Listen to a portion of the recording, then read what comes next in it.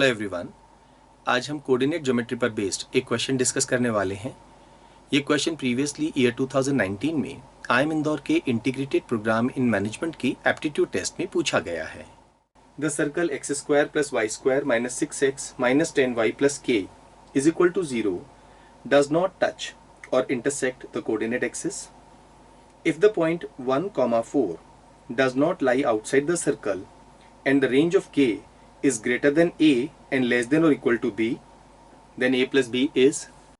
ये क्वेश्चन एक moderate to tough level का क्वेश्चन है। सर्कल की इक्वेशन गिवन है, k की रेंज गिवन है, 0.14 does not lie outside the circle, a plus b की वैल्यू निकालनी है। ये सर्कल किसी भी कोऑर्डिनेट एक्सिस को ना तो टच करता है ना ही इंटरसेक्ट करता है। सर्कल की स्टैंडर्ड फॉर्म होती है x minus x1 whole square plus y minus y1 whole square is equal to r square. यहाँ x1 और y1 सर्कल के सेंटर के कोऑर्डिनेट्स हैं और r उस सर्कल की रेडियस है। इस इक्वेशन को हम इस फॉर्म में लिखने की कोशिश करते हैं। X square minus 6x plus 9, हमने 9 ऐड किया है तो 9 सब्ट्रैक्ट भी कर देते हैं। ऐसे ही y square minus 10y plus 25, हम 25 सब्ट्रैक्ट भी कर देते हैं, is equal to 0। So this becomes x minus 3 whole square plus y minus 5 whole square is equal to 34 minus k। यहाँ जो सर्कल है उसके सेंटर के कोऑर्डिनेट्स हो चुके हैं 3,5 और r स्क्वायर की वैल्यू यानी square of radius 34 minus k के इक्वल हो चुका है। सर्कल ना तो किसी एक्सिस को टच करता है ना ही इंटरसेक्ट करता है। अगर हम यहां पर इस सर्कल को प्लॉट करने की कोशिश करें 1 2 3, x की वैल्यू हम 3 ले लें और y की वैल्यू हम 5 ले लें तो ये हमारा सेंटर का कोऑर्डिनेट आ गया है। ये इसको टच नहीं करे, इसका मतलब है यहां जो डिस्टेंस है इस सेंटर का y एक्सिस से जो डिस्टेंस है वो रेडियस से ज्यादा होना चाहिए। ये डिस्टेंस हमें मालूम है 3 है, ऐसे ही ये डिस्टेंस हमें मालूम है 5 है। तो जो रेडियस है वो हर हालत में 3 से कम होनी चाहिए या रेडियस हर हालत में 5 से कम होनी चाहिए।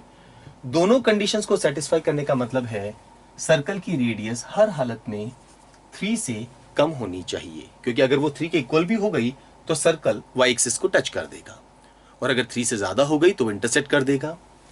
दैट मीन्स रेडियस का स्क्वायर 9 से कम होना चाहिए। सो 34 माइनस k 9 से कम होना चाहिए।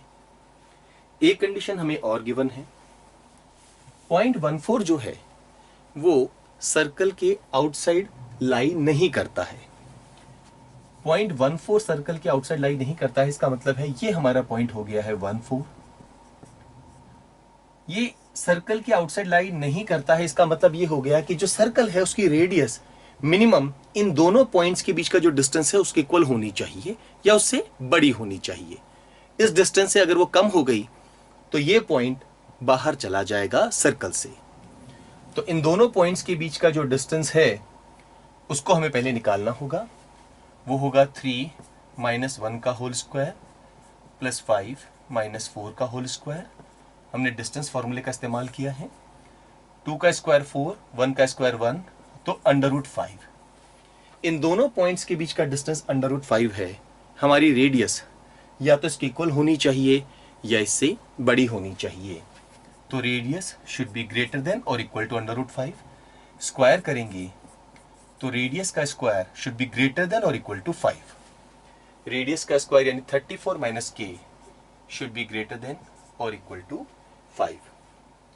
यहां पर हम अगर -1 से मल्टीप्लाई कर दें तो -5, ये हो जाएगा k माइनस 34 और ये हो जाएगा -9। नेगेटिव नंबर से मल्टीप्लाई करते ही साइन ऑफ इनइक्वालिटी चेंज हो जाएगा।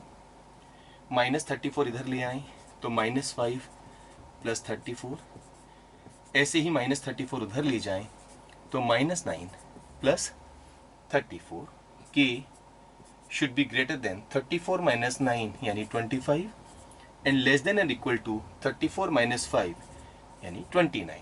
इसे हम रीराइट कर सकते हैं कि should be greater than 25 less than equal to 29. Compare करें तो A 25 के इक्वल हो जाएगा और B 29 के इक्वल. हमें A प्लस B निकालना है. 25 प्लस 29 करते ही हमारा आंसर आ जाएगा 54.